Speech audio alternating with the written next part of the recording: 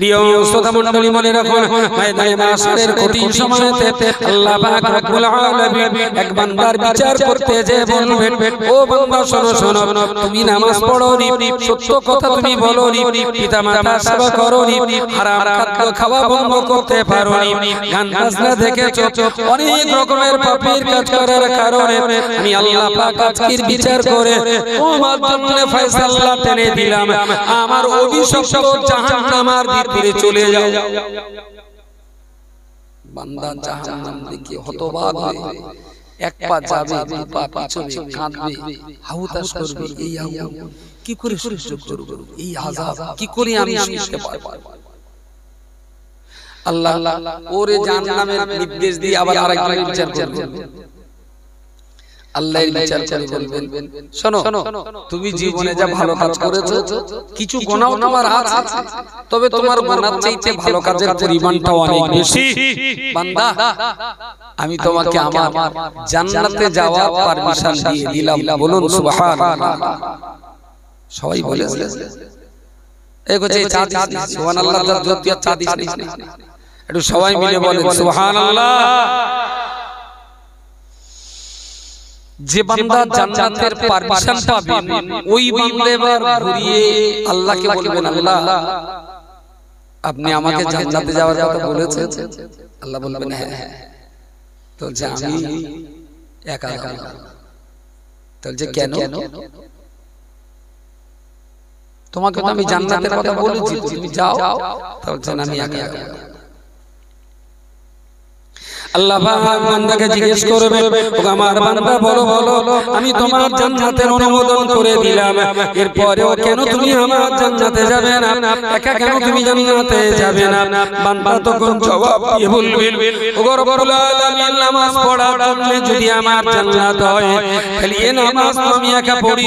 আমার মা প্রতিদিন আমাকে নামাজ পড়াতে কোরআন পড়ার জন্যই যদি আমার জান্নাতে যেতে হয় এই কোরআন তো আমি পড়ি আমার বাবা প্রতিদিন আমার মক্তবে পাঠিয়ে দিতেন আল্লাহ পাক রব্বুল আলামিন হালাল খাবার কারণে যদি আমার জান্নাতে যেতে হয় তাহলে বাবা আমার হালাল রোজগার শিখিয়েছিলেন আল্লাহ পাক রব্বুল আলামিন গান বাজনা না শোনার কারণে আমার যদি জান্নাত পাওয়া না হয় তাহলে এই গান বাজনা থেকে আমার মা আমাকে বাঁচাতেন আল্লাহ পাক রব্বুল আলামিন পাপ না নেশা না করার কারণে আপনি যদি আমার জান্নাত দিয়ে থাকেন মদ গাঁজা অনেক নেশা পৃথিবীতে ছিল আমার বাবা আমায় মারপিট করেছিলেন বলে আমি ওই মদ গাঁজা কখনো খাইনি রব্বুল আলামিন আমার যে কারণে আপনি আমার জান্নাতে যাওয়ার কথা বলেছেন আমার এই কারণ আমি তৈরি হতে পারতাম না আমার বাপ আমার মা আমাকে তৈরি করেছে তাই তো আমি আজ জান্নাতে যোগ্য হয়েছি যে বাপ এবং মায়ের প্রচেষ্টার কারণে আমি আজ তোমার জান্নাতে যোগ্য হয়েছি আমার সেই বাবার মাকে যদি আমার সঙ্গে জান্নাতে না দেন আমি তোমার জান্নাতে যাব না সুবহানাল্লাহ জোরে বলেন আল্লাহ নামাজ পড়ার যদি জান্নাত হয় তাহলে আমার মা আমাকে নামাজ পড়াবে কোরআন পড়ার যদি জান্নাত হয় আমার বাবা আমাকে মক্তবে নিয়ে যেতে মদ না খাওয়ার জন্য যদি আমার ভাগ্যে জান্নাত থাকতো আল্লাহ আমার বাপের প্রচন্ড শাসন একটা বিড়ি খাওয়ার কারণে তোমার আমরা মেরেছি সেই দিন থেকে জীবনে আর নেশা করি আল্লাহ আমার যে বাবা আমাকে জুতো পেটা করে নেশা থেকে বাঁচিয়েছিলেন সেই বাপকে ফেলে আমি জান্নাতে যেতে পারি না আল্লাহ আমাকে আমার সঙ্গে দিতে হবে না দিলে আমি জান্নাতে যাব না আল্লাহ পাকের দয়া হবে রব্বুল আলামিন ওই বান্দাকে লক্ষ্য করে বলবেন ও বান্দা তুমি চলে যাও হাসরের ময়দানে খুঁজে খুঁজে তোমার বাবার মাকে তুমি খুঁজে বার করে আনো ওই বান্দা তার বাপের নাম আর মায়ের নাম ধরে ধরে চিৎকার করে বলবে আব্বাজি হে আমার কলিজার টুকরা আম্মাজি আম্মাজি তোমার দেহের 32টি নাড়ি ছিঁড়ে আমি দুনিয়াতে জন্ম নিয়েছিলাম আজকে আমার সঙ্গে তোমার জান্নাতের পারমিশন পেয়েছি দিয়েছি আম্মু কোথায় রয়েছে একবার আমায় ধরা দাও আব্বু কোথায় রয়েছে আমি তোমার সন্তান তোমার খুঁজে বেড়াই আমাকে একটা ধরা দাও গোটা চারশোরের ময়দানের এক প্রান্ত থেকে আর এক প্রান্ত পর্যন্ত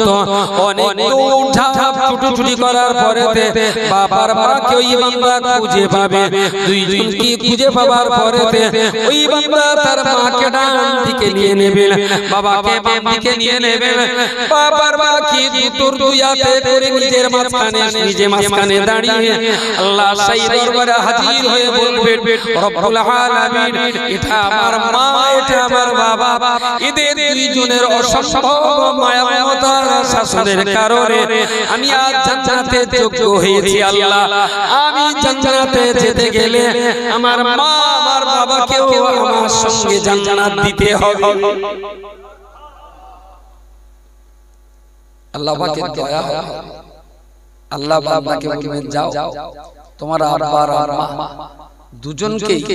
তোমার সঙ্গে আমি জান্নাতে যাওয়ার অনুমতি দিয়ে দিলাম জোরে বলুন সুবহানাল্লাহ সুবহানাল্লাহ যাকে আল্লাহ বিচার করে জাহান্নামে বার্তা দিয়েছিলেন সে দূরে দাঁড়িয়ে দাঁড়িয়ে এই বিচারটা দেখে শুনে ও আবার আল্লাহর দরবারে ফিরে এসে বলবে আল্লাহ কদ সাতামানি আল্লাহ আমার ব্যাপারে অবিচার করলেন সত্যি কি আল্লাহ কোনো অবিচার করে আল্লাহ তো অবিচার করে কিন্তু ওই বান্দা ওই জাহান্নামী বান্দাটা আল্লাহকে দোষারোপ করে বলবেন আল্লাহ আপনি আমার ব্যাপারে অবিচার করলেন আল্লাহ জিজ্ঞেস করলেন কেন বলছে এক্ষুনি যার বিচার হলো ওই ছেলেটা নামাজি ওই ছেলেটা মদ খেত না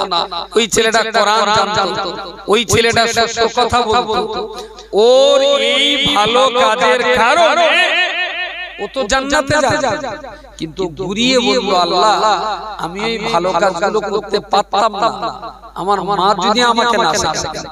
আমি খারাপ পাপের কাছ থেকে বাঁচতে পারতাম না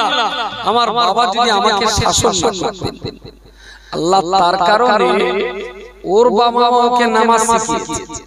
ওর বাপ শাসন করে ওর বাচ্চাকে মদ থেকে বাঁচিয়েছে তার জন্য যদি ওর সাথে ওর বাবা মা জান্নাতে যেতে পারে আমার বাবা মা আমাকে না শেখানোর কারণে আমি জাহান্নামে যাচ্ছি সুতরাং জাহান্নামে আমি একা যাব না আমার সঙ্গেও তাইলে আমার বাবা মাকে দিয়ে কিছু যাচ্ছে যাচ্ছে না আল্লাহ বলবেন যাও তোমার বাবাকে নিয়ে এসো আল্লাহ পাকের সেই জাহান্নামী বান্দা অত্যন্ত কর্কশ ভাষায় অত্যন্ত জঘন্য আর নগণ্য ভাষায় তার বাবার নাম ধরে ডাকবে মায়ের নাম ধরে ডেকে ওর বাবার মাকে বার করবে বাপ এবং মাকে অত্যন্ত ধিক্কার জানাবে গালিগালাজ করবে ওর বাবা মাকে প্রচন্ড ভাবে অপমান করবে ওর বাবার মায়ের হাত ধরে আর পা ধরে শিয়াল কুকুর ছাগল বাঁদরের মতো করে হিড় করে টেনে নিয়ে আল্লাহ সামনে দাঁড় করিয়ে বলবে ও আল্লাহ পাক রব্বুল আলামিন এই মেয়ে লোকটাই হলো আমার জন্মদাতা মা আল্লাহ এই মেয়ে লোকটা যদি বাচ্চা বয়সে আমার কোরআন দিয়ে মক্তবে পাঠাতে আমি আজ জাহান্নামী হয়ে যেতাম না এই মদ্দা লোকটা আমার বাবা সারা জীবন তেরঙ্গা শেখর গুটখা চুটকি মদ গাঁজা পান করেছিলাম একটা বারের জন্য আমার বাপ আমাকে শাসন করিনি আমায় কোনোদিন বকেনি আমায় বাঁচাবার চেষ্টা করিনি আল্লাহ এরা দুইজন যদি আমার বাঁচাবার চেষ্টা করতেন তাহলে আজ আর আমাকে জাহান্নামে যেতে হতো না এই বাপের ব্যর্থতার কারণে এই মায়ের ব্যর্থতার কারণে যখন আমায় জাহান্নামের আগুনে পুড়তে হবে আল্লাহ ওই আগুনে আমি একা যাব না আমার এই ব্যর্থ বাপ আর মাকেও আমার সঙ্গে দিতে হবে নেকারজনক ভাবে অপমান অপদস্থতার সঙ্গে ওই ছেলেটাই তার বাপ আর মায়ের ঠ্যাং ধরে শিয়াল আত্মার মতো হিড়হিড় করে টানতে জাহান্নামে নিয়ে যাবে বিবেককে জিজ্ঞেস করুন আপনি যে ছেলে আর মেয়ের জন্ম দিয়েছেন সেই ছেলে আর মেয়ে আপনাকে টেনে জান্নাতে নিয়ে যাবে না জাহান্নামে যাবে বিচার আপনার কাছে হিসেব করেছেন? একটু জিজ্ঞেস করে উত্তর দেওয়া দাও। মনে হচ্ছে যেন এখানে আমি শুধু একাই আছি, আর কেউ। হিসাবটা করো, নিজের বিবেককে জিজ্ঞেস করো যে আমি যে সন্তান জন্ম দিয়েছি, যে ছেলের জন্য হসপিটালে পড়েছিলাম এক সপ্তাহ, যে বাচ্চার জ্বরের জন্য আরজি করে ফুটপাতে ছিলাম 15 দিন, আমার সেই কষ্টের, আমার সেই মেহনতের, আমার রক্ত ঘামানো, আমার গায়ের মাথা ঘাম পায়ে ফেলা সেই সন্তান আমি যা তৈরি করেছি, ওরা আমাকে সঙ্গে নিয়ে জান্নাতে যাবে না জাহান্নামে যাবে। বিবেককে জিজ্ঞেস করুন, উত্তর পেয়ে যাবে। আমাকে বলে দিতে হবে। আর করা লাগবে, ওয়াজ লাগবে, আর এই কথাটাই মাথায় রেখে যদি আগামী দিন চলতে পারেন, ওয়াজ করা লাগবে। এটাই আপনার ইহকাল আর পরকালে পৌঁছার জন্য যথেষ্ট। খুবই দুর্ভাগ্য একটা বাচ্চা মানুষ করতে মাকে কি পরিমাণ কষ্ট করতে হয় বলেন? পশুর মতো খাটতে হয়। একটা মা একটা বাচ্চার জন্য কি অসম্ভব রকমের খাট। 10 মাস পেটে বাচ্চা ধারণ করা, 10টা মাস, একটা জীবন্ত মানুষ আর একটা জীবন্ত মানুষকে পেটে নিয়ে 10 মাস বয়ে বেরিয়েছে, তবে তুমি পৃথিবীতে জন্ম নিয়েছো। মৃত্যুর মতো এক চূড়ান্ত রকমের কষ্ট, বেদনা, যন্ত্রণা সহ্য করে তবে একটা মা তার সন্তানকে প্রসব করতে পারে। পাক্কা 2 বছর ধরে মায়ের দেহের স্বর্গীয় অমীয় সুধা দুধ মাতা সন্তানকে খাওয়ায়। মা আপেল খায়,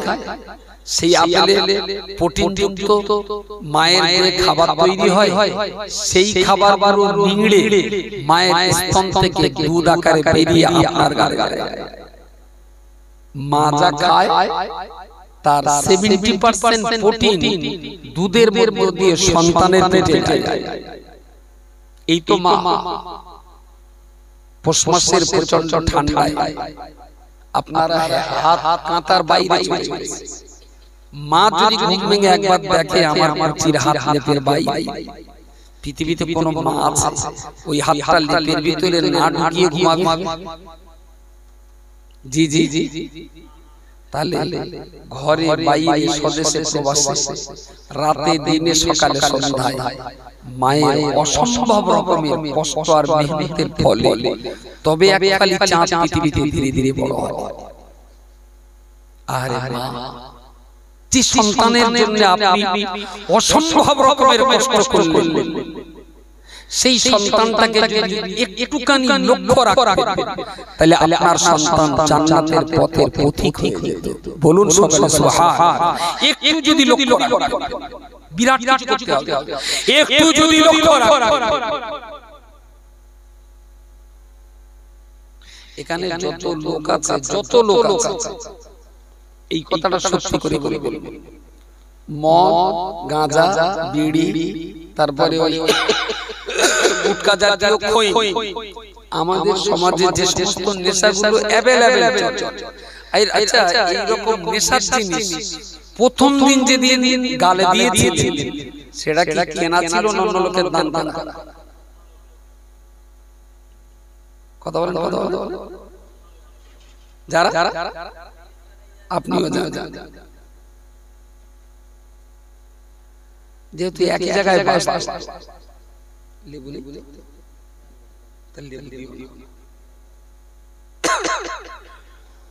বিনা লেবু প্রথম দিন যে যা নেশা করে না মানুষ কেনে কখন? যখন মজা বোঝে, যখন মজা বোঝে। আপনি যারা খৈনি খায় তারা খুব ভালো ভালো জানে, প্রথম দিনই গালে দিলেই পরে চিড়িক মেরে 1 মিনিটের বেশি রাখতে পারি, ভেতরে চিড়চিড় করে জ্বলে যাবে বলে টুটু ফেলে এবার হড়হড় করে একটু বমি করে ফেলবে, বুঝতে পারেন? জীবনে তো কোনোদিন খইনি গালে গালে গালে। এবারে যে জেলে উত্তম মারতে যাচ্ছে, পরে দিন আজ একটু ওই সরকেও গালে দেয়, শালা আমার এখানে কে লিখে গেছে শ্রীরাম জ্বালা করতে তার কাল বমি করে ফেলেছি, তাহলে ও আমি না প্রথম যখন খাই আমার বমি হয়ে আজকে কিচ্ছু, আবার একটুখানি উপকারী সালসা এই দেয়, আবার কালকে প্রথম দিনই দিয়ে যে আঘাত লেগেছে পরের দিনই কি অত আঘাত লাগলা, এই করে নেশা করে। বিড়ি বলেন, সিগারেট বলেন, তিরঙ্গা বলেন, শিকার গুটখা চটকি খইনি যাই বলেন, যারা নেশা করে প্রথম দিনের নেশা কেউ কিনে করে, কেউ কিনে করে, ওই আশপাশের কোনো না কোনো উপকারী সালসা ওর বাবার দিয়ে সব রাসায়নিক জারি রাখার জন্য আরেকটা নেশা তৈরি করেছে, সাদগা জারি আছে। আমি তো কবে মরে যাবো, তখন খইনিটা শিখিয়ে যাই, আমি তো চলে যাবো, বিড়িটা শিখিয়ে যাই, এই তো একটুখানি পাশে টান এই যা মাথা ঘুরতে পড়ে গেছি, পড়বি না, আমি ধরে রেখেছি। প্রথম বিড়ি টেনে তার মাথা ঘুরবে, কারণ বিড়ির গন্ধ সহ্য করতে পারত না। এইভাবে আশপাশের লোক দিয়ে দিয়ে দিয়ে দিয়ে নেশাগুলো তৈরি হয়ে গেছে। এখন যদি মা প্রতিদিন যদি ওই সন্তানটার লক্ষ্য রাখো যে ছেলে একটা বিড়ি টেনে বাড়ি গেছে, ওই মার বোঝা উচিত এই করছে, এই গাল দাদানো একটা গন্ধ বানাবে না, কি রে, বুঝতে পারি? ওই দিনই যদি মা ধরে ফড়াস করে দুটো জুতোর বাড়ি বাড়ি ঝেঁকে দিত, এই যা তোর গাল দিয়ে বিড়ির গন্ধ পাচ্ছি কেন, কি ব্যাপার? যারা জীবনে বিড়ি খায় না, জীবনে যারা বিড়ি খায় না, তাদের ঘরে বিড়ি করে ঢুকলে বোঝা 10-12 সাইজের যদি ঘর হয়, একটা লোক যদি বিড়ি করে থাকে বুঝতে পারে। আসলে ওর মা যে গোলাপ ফুলটা প্রতিদিন শোকে, সে গোলাপ ফুলের ভিতর তো বিড়ির গন্ধ। এখন ওর মা বিড়ির গন্ধর গোলাপ শুকিয়ে শুকিয়ে ওর মার ওর বিড়ির গন্ধ সেটা হয়েছে, যার জন্য ছেলের গন্ধ বেরোলে ওর মা, বুঝতে পারি? ওর মা যে গোলাপ ফুলটা প্রতিদিন শোকে, সেখান থেকে তো বিড়ির গন্ধ, বুঝতে পারেন? সুতরাং ওর মা বিড়িখোর না হলে গন্ধটা সঙ্গে সেটা সেজন্য বাচ্চা প্রথম টান বিড়ি খেয়ে বাড়ি গেলে ওর মা ধরতে পারি। আমি বলছি কি, কেউ নেশা করার কোনো পদার্থ মার পেট থেকে নিয়ে জন্মায় না। এই বাচ্চাগুলো নেশা হলো কেউ, আমরা তো দোষ দিচ্ছি বাচ্চা করা। আমাদের গ্রামে ছেলে দিলে সেই রাম কেন তেরঙ্গা খায়, গুটকা খায়, শেকর চটকি খায়। আমরা বেশতঙ্গা গ্রামের ছেলেগুলো সেই রাম খুব ভালো,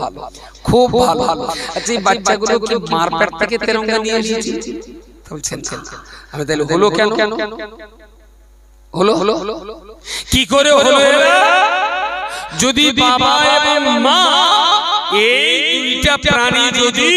অতন্দ্র প্রহরীর মতো সন্তানদেরকে যদি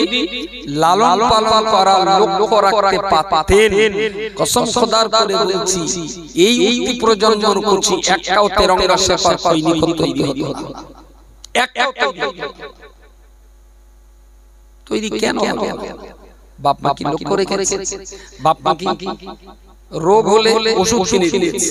গরম লাগলে বাতাস দিয়েছে, শীত লাগলে কম্বল দিয়েছে, কিন্তু ছেলেটা যখন ইসলাম থেকে সর্বনাশ হচ্ছে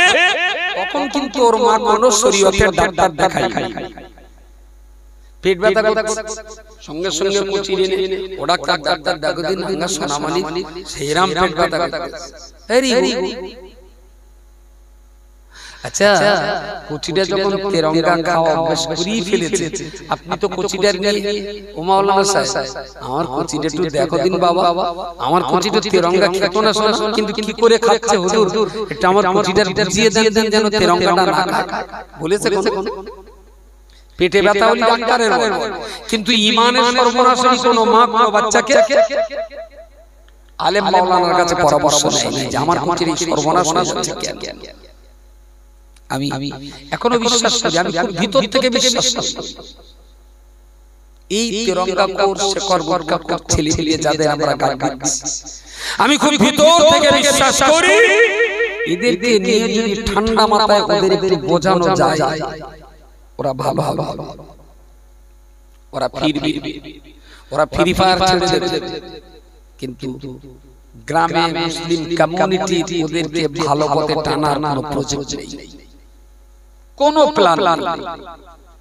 যে আমার গ্রামের এতগুলো বাচ্চা সর্বনাশ হচ্ছে। আচ্ছা বলো বাচ্চাগুলোকে কিভাবে বাঁচানো যাবে? এত লোক কলমা জানে না, ঠিক আছে আমার গ্রামে এই লোকগুলোকে কিভাবে কলমা পড়ানো যাবে? এতটা মানুষ বসবাস করে, কেউ স্কুলে যাচ্ছে না, সব বাচ্চাদের কিভাবে স্কুলে পাঠানো যাবে? এত বড় একটা মক্তব, বাচ্চা কাচ্চা ঠিকঠাক আসছে না, কিভাবে মক্তবটা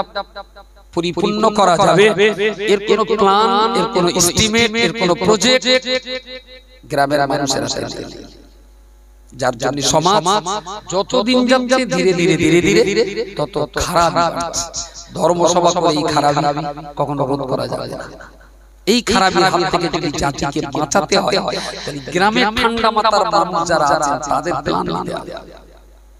আমি খুব ভিতর থেকে বিশ্বাস করি যে বাবাগুলো তাদের সন্তান সম্পর্কে অচেতন হয়ে আছে, এই বাবা মাকে নিয়ে যদি ট্রেনিং করানো যায়, প্রশিক্ষণ করানো যায়, বারবার যদি বাবা মাদেরকে বোঝানো যায়, আমি বলছি অনেক বাবা মা ঘুম ভেঙে ঠেলে উঠবে, অনেক বাবা ঘুম ভেঙে ঠেলে উঠবে। তাদের বাচ্চার ব্যাপারে তারা যত্নবান হবে, কিন্তু পিতা মাতাদের সচেতনতা বৃদ্ধি করার জন্য গ্রামবাসীরা কোনো প্রযুক্তি নেই, কোনো পরিকল্পনা নেই। এই অবস্থায় একটা জাতিকে কখনো বাঁচানো যায় না।